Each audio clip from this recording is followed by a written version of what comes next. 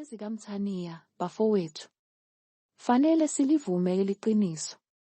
Isizukulwane esakhulisa thina ngesikathi se-apartheid babehlakaniphe kakhulu, behlakaniphile kithi ngebanga elide. Ecosystem. Namuhla sinama-masters, ama-degrees, umatric, zonke iziqu ongazicabanga. Kodwa ngezinga eliphansi kakhulu lokuhlakanipha. Yiso lesizukulu esashiya inkatha ngoba sebebonile ukuthi uButhelezi usebenza namabhunu. Basitshela ukuthi sigcine kude. Siyihlehlele le ndoda. Ngoba lokho ababekwazi futhi ababehlangabezana nakho yile ndoda yasoLundi. Sakhulela ezindaweni ezihlukile ezweni, kodwa sathola iseluleko esifanayo. Saze sabaphoxa.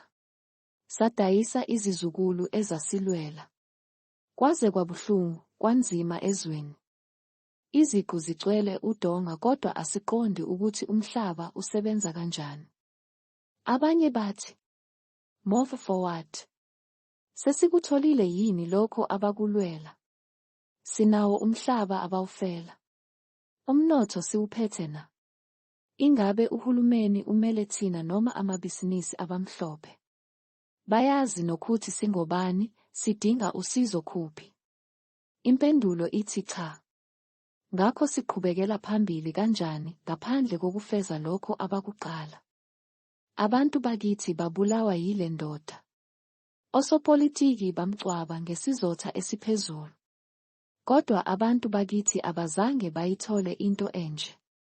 Inqwaba yafihlwa njengezilwane. Kukubi. Kushubile. Bela. Asivuke bafowethu, kubhedile manje.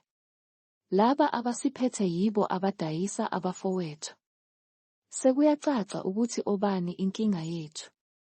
Abadayisi bazivezile. Okwethu ukuthi senze njani ukuqondisa lesimo.